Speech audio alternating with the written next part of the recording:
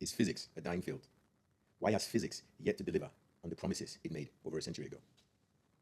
Going all the way back to the days of Isaac Newton, physics promised to give us a complete understanding of nature, a complete understanding of reality. And despite all the resources, despite all the financial support, despite institutional support, physicists have yet to discover or formalize a complete understanding of nature. Is this a futile endeavor? Should we reevaluate the direction that we're going in physics? Is it even possible to solve this problem with the current tools that physics provides? Or do we need to discover new tools, new languages? These are the questions that we're going to address today in this episode. What is this problem that physics promised to solve? Well, physics promised to give us a complete understanding of reality. Physics promised to give us a fundamental truth about nature. Physics promised to unify all the forces of nature.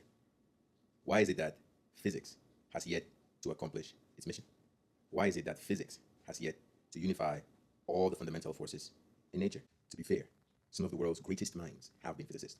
Some of the world's greatest contributions have been made by physicists, going all the way back to Galileo, Isaac Newton, Albert Einstein, Paul Dirac, Stephen Hawking, etc., etc. Physics has made major contributions to humanity, but physics has not solved the problem that it was originally intended to solve. And that problem is, what is the fundamental truth of reality? What are the principles of nature? Most of the major contributions in physics were made in the early 20th century in the areas of general relativity by Albert Einstein and friends, and quantum mechanics by Max Planck, Niels Bohr, Paul Dirac, Schrödinger, etc., etc. Since then, there has been no major paradigm-shifting contribution to physics.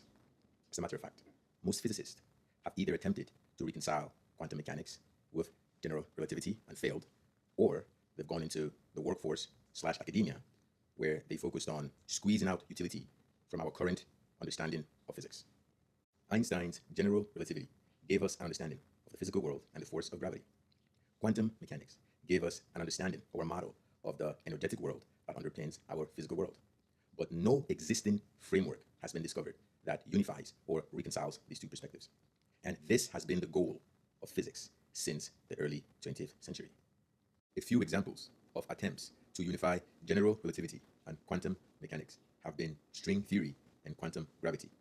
String theory assumed that the universe was made of strings. Quantum gravity attempted to discover a fundamental particle for the force of gravity.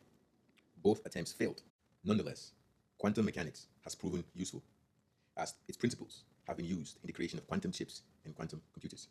Some have even argued that the utility of quantum mechanics has stifled the progress of physics, where the incentive is no longer about demystifying the true nature of the universe, about unraveling the fundamental principles of nature or the fundamental forces of nature.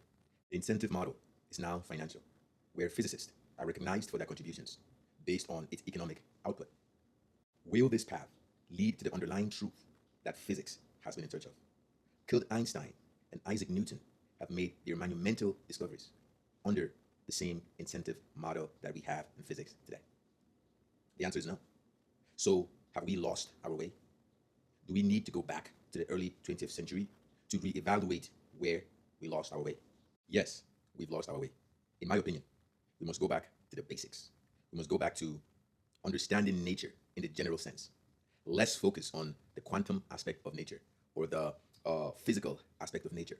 More focused on the general aspect of nature. What exists in nature that is fundamental in everything? That's the question that we should focus on. So in a way, we're in search of a general principle, not a specific principle of physics. And to achieve this, we might have to go beyond physics, which means that we might have to transcend mathematics as a language to use to demystify or discover this fundamental general principle. Today, I, Alexander Ngu, aka Amaya Odilonkoso, is proud to announce that I am the first person in history to formalize a complete and consistent principle, theory, and formula for everything. This new formula gives us the fundamental principle of reality, the fundamental principle of nature. To accomplish this, I had to invent a new language called the language of intelligence. This language transcends mathematics and physics, meaning that this new formalization, this new theory, this new formula, this new principle is not mathematical in nature. More can be found in my new book and publication called General Intelligence Theory. This new theory, called General Intelligence Theory, as you can see, was originally published in the International Journal of Intelligence. but it's now available in all bookstores, including Amazon, in paperback and Kindle digital editions.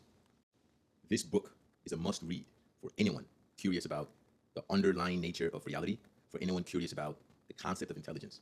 Get your copy now.